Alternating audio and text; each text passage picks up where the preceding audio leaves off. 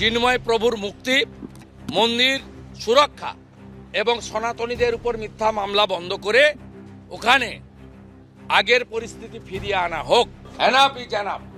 আগামীকাল বিকেল ৩টায় ভারতীয় জনতা পার্টির বিধায়করা বাংলাদেশ ডেপুটি হাই কমিশনের দিকে এগোবে। বৈষম্য বিরোধী আন্দোলনের মুখে সাবেক প্রধানমন্ত্রী শেখ হাসিনার পতনের পর থেকেই বাংলাদেশের সংখ্যালঘু ইস্যুতে উদ্বেগ জানাচ্ছে প্রতিবেশী দেশ ভারত। দেশটির অভিযোগ, বাংলাদেশে হিন্দু সহ অন্যান্য সংখ্যালঘুরা ব্যাপক নির্যাতনের শিকার হচ্ছেন। হিন্দুদের শত শত মন্দির ভাঙচুর, ঘরবাড়ি, ব্যবসা প্রতিষ্ঠান জ্বালিয়ে দেওয়ার মতো অতিরঞ্জিত খবরও প্রকাশিত হচ্ছে ভারতীয় গণমাধ্যমে। যদিও এসব অভিযোগের জবাবে প্রধান উপদেষ্টা ডক্টর মোহাম্মদ ইউনূস ভারতীয় সাংবাদিকদের বাংলাদেশে এসে সরেজমিনে প্রতিবেদন করার আহ্বান জানিয়েছিলেন, কিন্তু তা সত্ত্বেও বন্ধ হয়নি তাদের অতিরঞ্জিত ও কথিত অভিযোগের বিষয়ে সংবাদ প্রকাশ। এর মধ্যে চিন্ময় কৃষ্ণ দাসকে রাষ্ট্রদ্রোহের এক মামলায় গ্রেপ্তার হওয়ার পর সংখ্যালঘু ইস্যু নিয়ে ব্যাপক তৎপর হয়ে উঠেছে ভারত।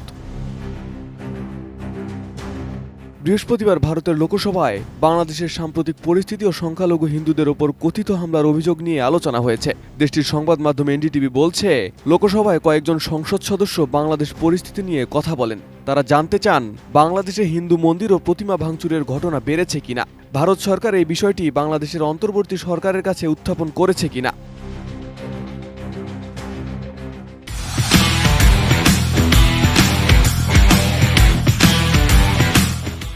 এসব প্রশ্নের জবাবে ভারতীয় পররাষ্ট্র প্রতিমন্ত্রী কীর্তিবর্ধন সিং সংসদে বলেন, বাংলাদেশে গত কয়েক মাসে হিন্দু মন্দির ও প্রতিমা ভাঙচুরের ঘটনার তথ্য শোনা গেছে। ভারত সরকার এ ব্যাপারে নিজেদের উদ্বেগের কথাও জানিয়েছে, যার মধ্যে রয়েছে তাঁতিবাজারে পূজা মণ্ডপে হামলা, সাতক্ষীরার কালী মন্দির থেকে দুর্গাপূজার সময় সোনার মুকুট চুরির ঘটনা। তিনি বলেন, ভারত সরকার হিন্দু সহ সব সংখ্যালঘুর প্রার্থনা স্থলের নিরাপত্তা নিশ্চিতে বাংলাদেশ সরকারের প্রতি আহ্বান জানিয়েছে। এছাড়া সংখ্যালঘু সহ দেশটির সব নাগরিকের নিরাপত্তা নিশ্চিতের দায়িত্ব অন্তর্বর্তী সরকারের বলেও জানিয়ে দিয়েছে ভারত। এদিকে সনাতন জাগরণী জোটের মুখপাত্র চিন্ময় কৃষ্ণ দাসকে গ্রেপ্তার এবং পরবর্তী ঘটনা নিয়ে ভারতের প্রধানমন্ত্রী নরেন্দ্র মোদীর সঙ্গে বৈঠক করেছেন দেশটির প্রধানমন্ত্রী এস জয়শঙ্কর। তারা দুজন বাংলাদেশের সংখ্যালঘুদের ওপর সাম্প্রতিক নির্যাতন বেড়ে যাওয়ার কথিত অভিযোগ নিয়ে আলোচনা করেন। এদিকে ভারতের পশ্চিমবঙ্গ প্রদেশের মুখ্যমন্ত্রী মমতা বন্দ্যোপাধ্যায় বাংলাদেশের বর্তমান পরিস্থিতি নিয়ে উদ্বেগ প্রকাশ করলেও তিনি জোর দিয়ে বলেছেন, এটি নিয়ে তিনি মন্তব্য করতে স্বাচ্ছন্দ্য বোধ করেন না। বৃহস্পতিবার পশ্চিমবঙ্গের বিধানসভায় দেওয়া বক্তৃতায় বাংলাদেশের সাম্প্রতিক পরিস্থিতি নিয়ে এমন মন্তব্য করেন তিনি।